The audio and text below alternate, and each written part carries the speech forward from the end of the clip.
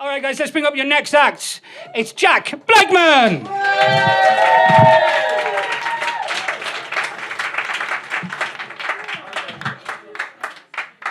Right, we'll keep on the theme of cum. So my therapist said that I should get a hobby, and thanks to this book here, I have now combined them both. Natural Harvest, a collection of semen-based recipes. I bought this for you. He wants to see it. I'll be out the back. So that got fucking taken quickly.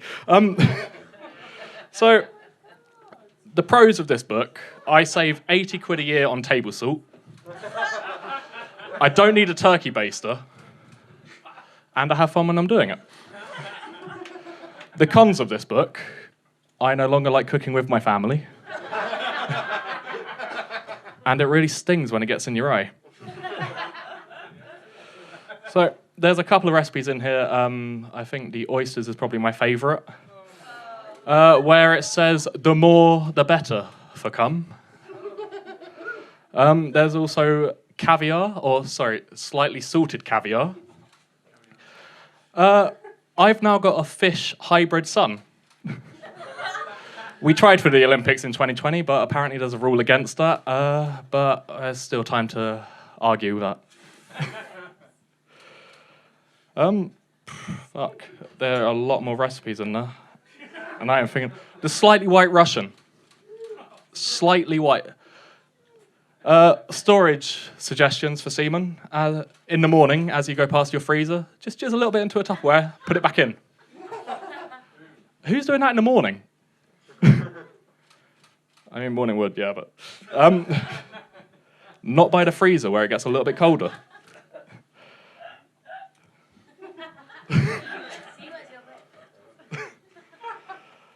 I'm just trying to think of where I can go off a cum. So my mum used to beat me.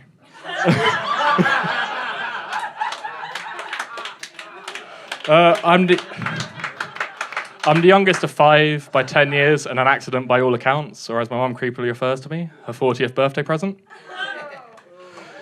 If I was conceived on my dad's birthday, well, I wouldn't have been conceived, I would have been swallowed. He brings back cum! My friends hate me. Not just because of who I am, but because of my driving playlist. I go from Chris Brown to Smack My Bitch Up by The Prodigy, back to Rihanna.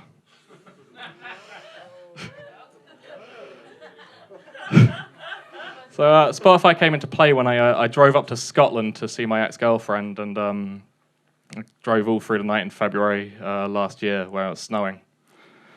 And I get up to Scotland and she's not at her aunt's house, and I talk to her cousin and she's like, oh, she's been meeting guys off of Tinder. I don't need your pity, I've got parents. So we had a conversation, and I was swiftly back on the motorway driving home, and I turn on Spotify. Everybody Hurts by R.E.M. Coincidentally, I told her about this, and she was getting sexual healing. So next time I saw my ex, she was really excited to see me because I was giving her some stuff back from my house, and she told me that she'd recently gotten into LARP. And for those of you who don't know what LARP is, it's live-action roleplay, which is where you stand in a field and hit each other with foam swords. So she asked if I wanted to spar with her, so I broke her fucking nose. But the next time someone was excited to see me was actually my therapist, and surprise, I do have depression and anxiety. Yeah, he's only excited because I give him 90 quid an hour, but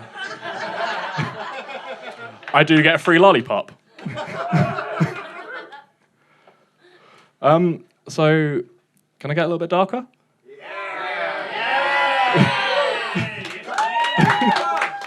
All right, so about 14 months ago, I did try to hang myself. The tree branch did break, so now I've got body issues.